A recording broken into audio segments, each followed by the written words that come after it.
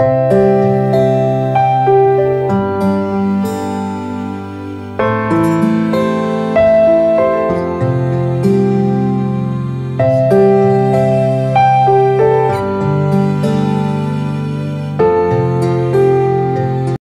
And welcome back. तर कसे आहात तुम्ही सगळे? आय होप की तुम्ही सगळे मस्तच असाल। चला तर मग आजच्या व्हिडिओला सुरुवात करूया। तर आज आपल्याला किचन ओट्याची पॉलिशिंग करायची आहे।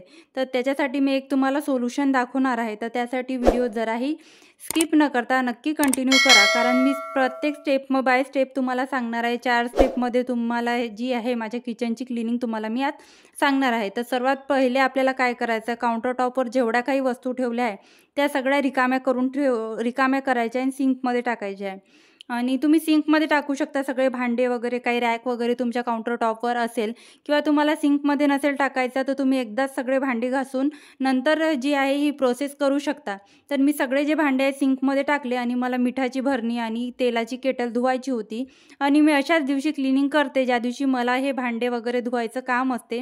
म्हणजे एकाच क्लिनिंगसोबत दुसरं पण काम उरकल्या जातं आणि एक काम केल्याने आपल्याला दुसरं काम करायचा पण उत्साह येतो। तर त्याच्यामुळे मग सगळे जे काउंटर टॉपवर गॅसच्या शेगडीवरचे स्टँड वगैरे होते ते सगळं काढलं, काउंटर टॉपवरचा सगळा पसारा उचलून घेतला। मग नंतर एक कापड घेतला, कापडाच्या सहाय्याने जिथे काही पीठ वगैरे सांडलं आहे, स्वयंपाक करताना पीठ वगैरे सांडल्या जातं आणि भाज्यांचे टरफलं, कांद्याचे टरफलं वगैरे बाजूबाजूला पडलं जाते, ते सगळे एका वाटीमध्ये गोळा करून घेतलं आणि ते सगळं डस्टबिनमध्ये टाकून घेतलं। आता आपला काउंटर टॉप आपल्याला हे सोल्युशन लावायला तयार आहे। हे सोल्युशन मी आता तुम्हाला दाखवणार आहे की हे सोल्युशन मी कसं तयार करते। तर मागे एका ताईंची कमेंट होती की तुम्ही कसं बनवलं आहे, तर तो व्हिडिओ मी ऑलरेडी एका व्हिडिओमध्ये शेअर केलं होतं, पण म्हटलं चला आणखी एकदा सांगते। आता बऱ्याचशा ताई नवीन जोडल्या आहे चॅनलवर, त्यांना पण माहीत होईल।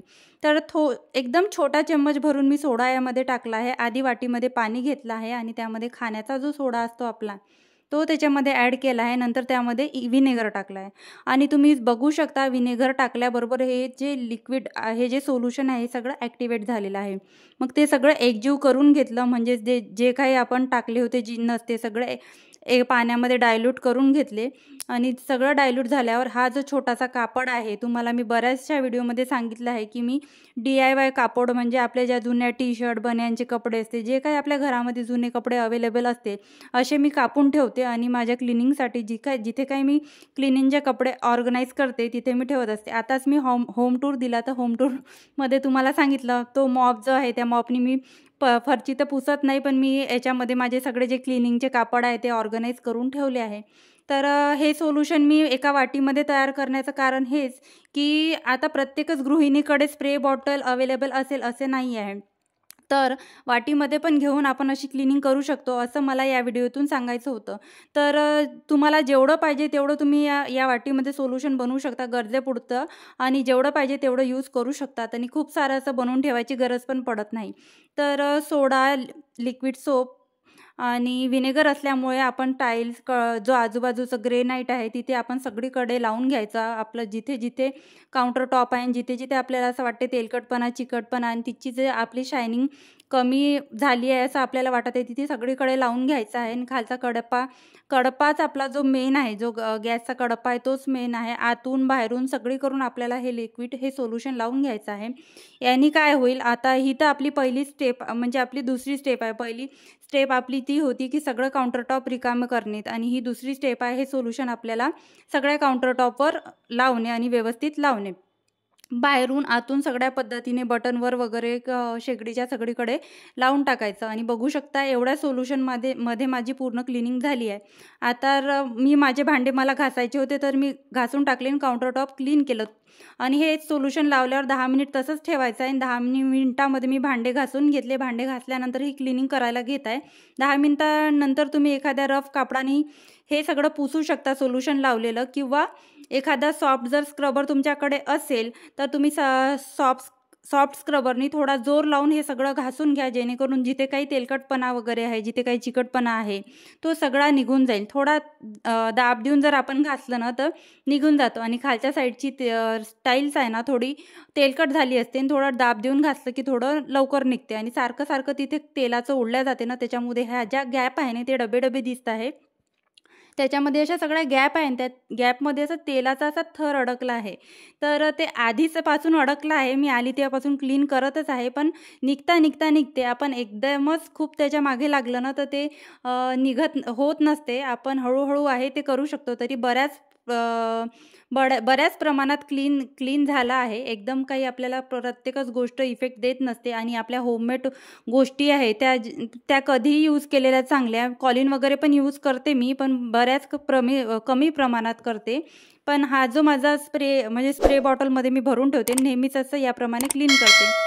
आणि पूर्ण ओटा एकदम घासून झाल्यावर तुम्हाला ओटा धुवायचा असेल तर तुम्ही धुवू शकता. मी ओटा वगैरे धुवत नाही, कारण ओटा वगैरे धुतल्यानंतर ट्रॉलीमध्ये पाणी वगैरे जाण्याची शक्यता असते. आणि शेगडी तर मी धुवतच नाही, कारण मला ते पटतच नाही. शेगडी वगैरे धुतल्याने ओलावा धरून राहते आणि शेगडीचे जे पाईप आहे ते लिकेज होऊ शकतात. तर त्याची काही आवश्यकता एवढी वाटत नाही. एवढं काही आपल्या घरामध्ये व्हेंटिलेटर राहत नाही. आपण दारं वगैरे दुपारचे बंद करून ठेवतो आणि शेगडी काही एवढी सुकल्या जात नाही. आणि शेगडी जर आपण धुतलीच तर त्याला चांगली उन्हात पुसून आपण वाळू घालायला पाहिजे, तेव्हाच ती व्यवस्थित क्लिनिंग होते. नाही तर त्याचे बारीक बारीक जे पाईप आहे आतमधून ते कधी पण लिकेज होऊ शकतात. तर आजूबाजूची सगळी टाईल्स पाण्याने कापड धुवून चांगला पिळून घ्यायचा घट्ट. कुठेही वघड अशी उमटली नाही पाहिजे. जेवढं आपण घट्ट पिळू शकतो तसं पिळायचं, कारण याच्यामध्ये सोडा आणि व्हिनेगर असल्यामुळे असं पांढरं थर असा दिसून येतो. माझा जास्तच असा गुळगुळीत ओटा आहे. आधीच माझा ओटा गुळगुळीत आहे, कारण मला जेव्हा कधी असं वाटते माझ्या ओट्याचं पॉलिश कमी झालं आहे आणि याला पॉलिशिंगची गरज आहे, किंवा याला थोडंसं व्यवस्थित दिसला पाहिजे, पांढरा पडला आहे, तर मी असं करतच असते. जरी मी इथे रेंटनी राहत असेल तरी पण मी प्रत्येकच गोष्टीमध्ये माझं घर असल्यासारखं इथे वावरते आणि प्रत्येकच गोष्ट क्लीन कशी राहीन आणि मला प्रसन्न कसं वाटेल माझ्या घरात, आणि आपलं घर आहे बा, आपलं सगळं आहे असं कसं वाटेल, कशामुळे वाटेल, याच्या मी प्रयत्नात राहते. आणि बाजूचा हा जो साईडचा कडप्पा आहे तो पण मी चांगला एकदा पुसून घेतला. नंतर एका वाटीमध्ये 5-6 ड्रॉप खोबऱ्याचं तेल घेतलं.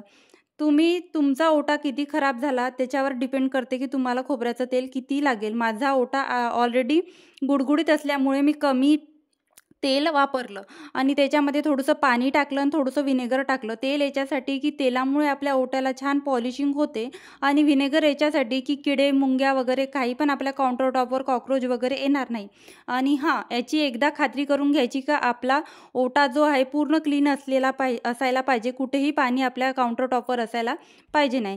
तर मी तुम्हाला 2 कारण तर सांगितले की तेल कशासाठी, तर पॉलिशिंगसाठी, आणि व्हिनेगर कशासाठी, तर किडे वगैरे नाही आले पाहिजे त्याच्यासाठी. तर पाणी मी कशासाठी टाकलं असेल तर मी तर आता आधी म्हटलं की पाणी अजिबात ओट्यावर राहिलं पाहिजे नाही. तर याच्यासाठी म्हटलं की हे जे मी थोड्याच प्रमाणात बनवलं आहे तेल वगैरे टाकून, तर ते पाण्यामध्ये परत डायल्यूट होऊन ते पतला थर नको व्हायला, एकदम जाड थर लागायला पाहिजे. आणि दुसरी गोष्ट अशी, व्हिनेगर आपण जेव्हा पण वापरतो तेव्हा पाण्यामध्ये डायल्यूट करूनच वापरायचं आहे. डिरेक्ट आपल्याला व्हिनेगर कधीच वापरायचं नाही आहे, कुठलेही काउंटरटॉप वगैरेवर आपण वापरत असलो तरी.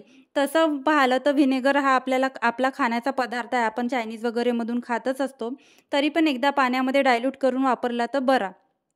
त्याचप्रमाणे हा बाजूचा कडप्पा आहे, हा खूप पांढरा होतो, याला पटकन असे डाग वगैरे दिसून येतात. तरी बघा याची शाईन जशीच्या तशीच आहे. मी इथे आली होती तेव्हा एकदा मी अशी याची पॉलिशिंग केली होती. आता 9-10 महिने होत आहे मी ओट्याची अजिबात पॉलिशिंग केली नाही आहे. तर म्हटलं चला आता माझी ओट्याची पॉलिशिंग पण करणं होते आणि तुमच्यासोबत सगळं जे आहे डिटेल शेअर पण करता येते.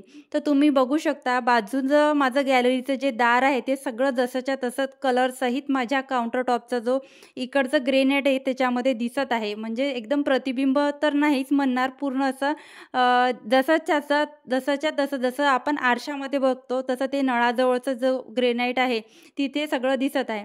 त्याचप्रमाणे जे काही मी स्टँड वगैरे धुवून टाकले होते शेगडीचे ते सगळे आणून गॅस वर लावून दिले. आणि माझी छोटीशी रॅक आहे, त्या रॅकमधले तर बरेच म्हणजे मिठाचं भांडं आणि तेलाची केटल मी धुवायला टाकून दिली. रिकामं झाल्याबरोबर धुतलं ना तर एकदम असं कामाचं बर्डन आणि एकदम असे भांडे आपल्याला घासत आपण बसलो आहे बा आणि आपले हात आणि खांदे सगळं दुखत आहे बा, असं एकदम बर्डन आपल्याला येत नाही.